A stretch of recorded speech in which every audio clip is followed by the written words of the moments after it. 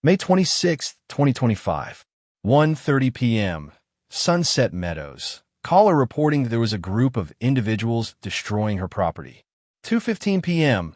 Carter Hill Road in Highgate. Caller reporting a two-car accident.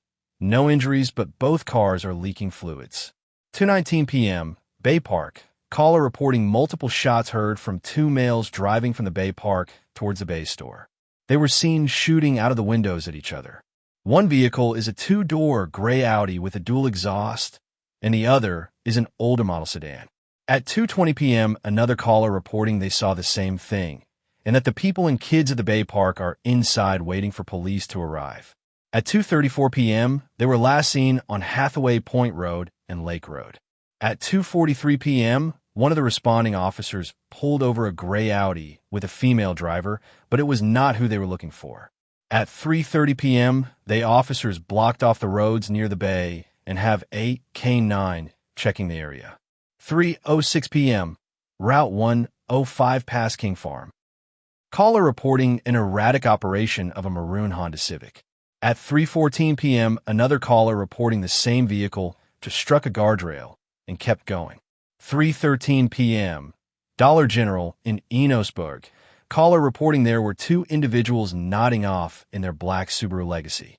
6:26 p.m., Courthouse parking lot. Caller reporting there is a female in a purple sweater sitting on the ground, slumped over by a van. She said she called out to her, and she slightly moved her head, but she's worried she might be overdosing.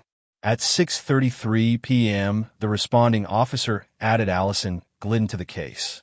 At 6:34 p.m., she was moved along. 7:21 p.m., parking garage.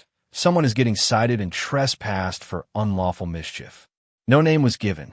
8:12 p.m., High Street. Caller reporting he needs to transport his wife to the hospital and plans to do so in his personal vehicle, but he may have to restrain her, so he needs help from an officer. 5:30 p.m., 56 Federal Street. Caller reporting there is an older male in a wheelchair causing a disturbance and refusing to leave the property. At 5:40 p.m., he was made to move along. May 27, 2025. 7:11 p.m., Food City. Employee reporting two men stole a bunch of items and then took off in a silver hatchback. I did not catch the names.